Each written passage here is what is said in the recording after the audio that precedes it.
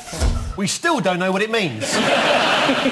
This is the news that 100-year-old Australian great-grandmother Ruth Frith has broken the world record for putting the shot at the World Masters Games. Let's have a look at her doing her stuff. She's 100, did you say? Yes. That's her putting the javelin and letting go of that. Is she doing these things against her will? Against her knowledge. Yeah, against her knowledge. The category she entered was shot put, women aged 100 to 104. Anybody know how many competitors in that group? Her. Yes, just the one. Yes. Other competitors notably taking part in this were Denmark's Crown Prince Frederick and Shane Warne's mum. Was this a dream? There was a rule change that 82-year-old John Rigby fell foul of in the men's 80 to 84 years steeplechase. He lost his third-place position in the 2-kilometre run after he technically sat on a hurdle. Do you want to see a picture of him technically sitting on a hurdle? Of course you do. Oh, no. Yes, this is the news that in Sydney, an 100-year-old woman has set a new world record for the shot put. According to The Independent, there were cheers when Mrs. Frith broke the record. Mind you, there are cheers every morning when she wakes up. Probably couldn't get a job on Strictly Come Dancing, though, could she? Arlene, do you want to tell us about all that? Address the Nation? Yes, what went on? Why have they done that? What did they say? I know what the newspapers said. What the newspapers said was 66. But that was the newspapers. Yeah. My age goes with my name from now on. There's no Arlene Phillips anymore. It's only Arlene Phillips 66. Yeah. That'll change next year. It really will. I think they felt that my time had come on the show. No one keeps him together. How can your time have come when Brucey's is still rolling on? I bet he's been in the Hadron Collider. So, Anton, then, what's he like? Who? Anton Dubik. Anton!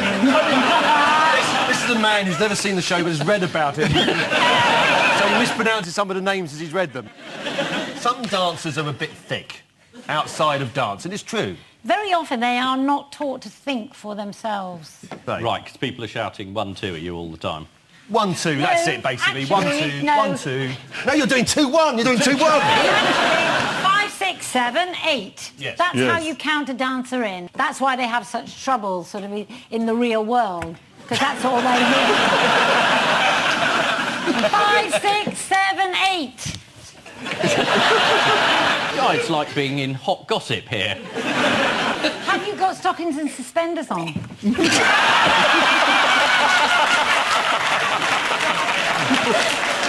Go on, give us a bit of warning, will you?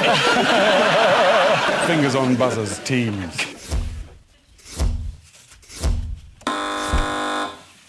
This is about new guidelines about what comedy can and can't do. You mustn't humiliate people. There's various things. You mustn't use fish-based puns. There's a whole bunch of stuff that used to be considered acceptable but no longer is.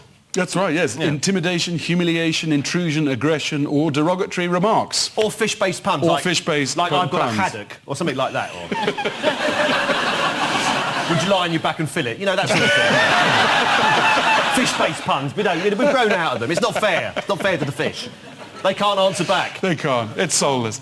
Yeah. Oh, blimey, that was rubbish.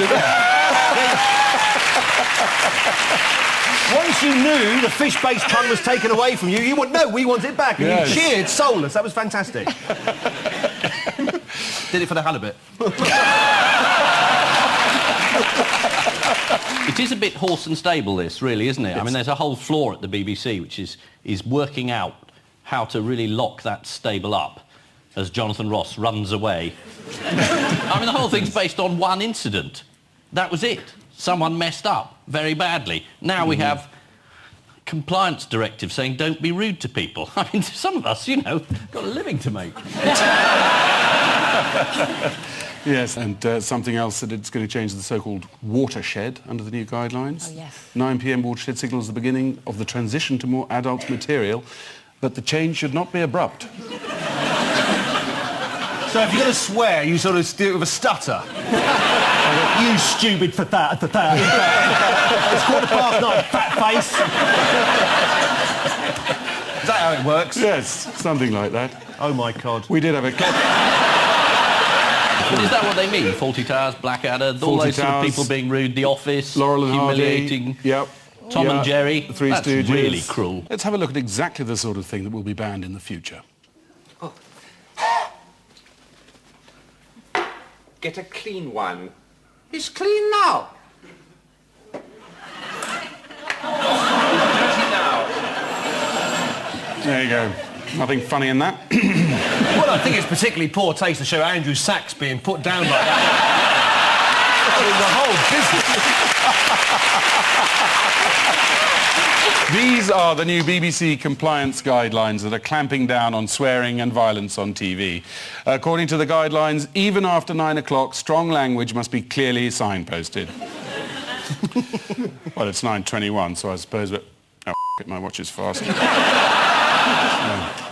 BBC Trust issued further guidelines on what was acceptable comedy. Jokes must be proportionate to their target, said a po-faced woman of a certain age. Time now for the odd one out round. Just one between you this week. Yep. Your four are Zsa Zsa Gabor, Lord Sir Alan Sugar of Clapton, Lloyd Grossman and Arlene Phillips.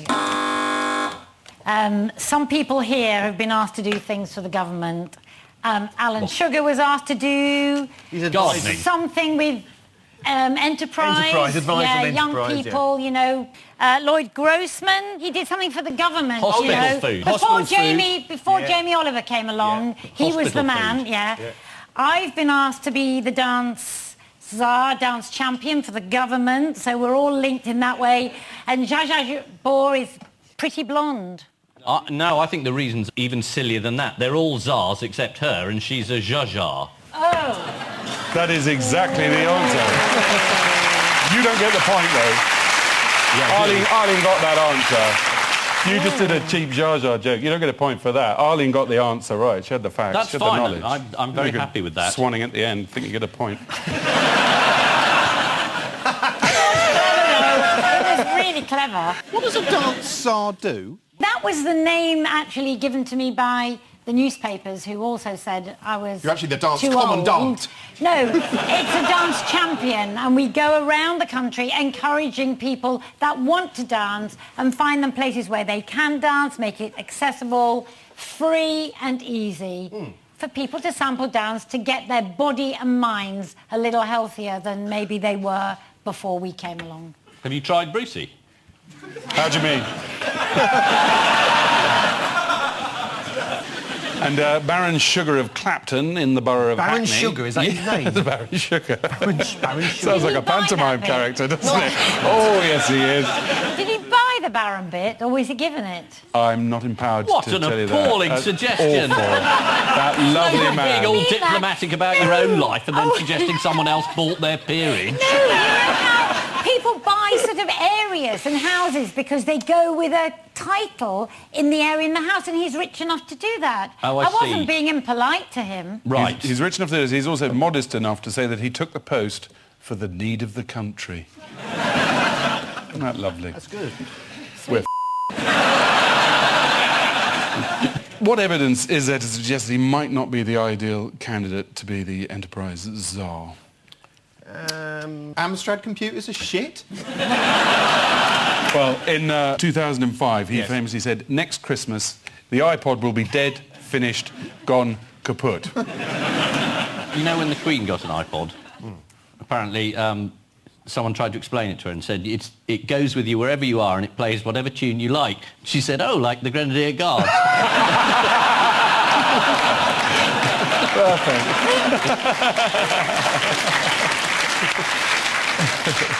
Oh, and Lloyd Grossman was the NHS hospital food czar, as you said, between 2001 and 2006. Not everybody was thrilled at these showbiz appointments. Anne Widdecombe, to name just one. Did anybody see what she had to say? Well, first it's Alan Sugar, now it's Arlene Phillips. I think Gordon Brown must spend all his time watching television. Certainly he seems to be every bit as celebrity-obsessed as a teenage girl.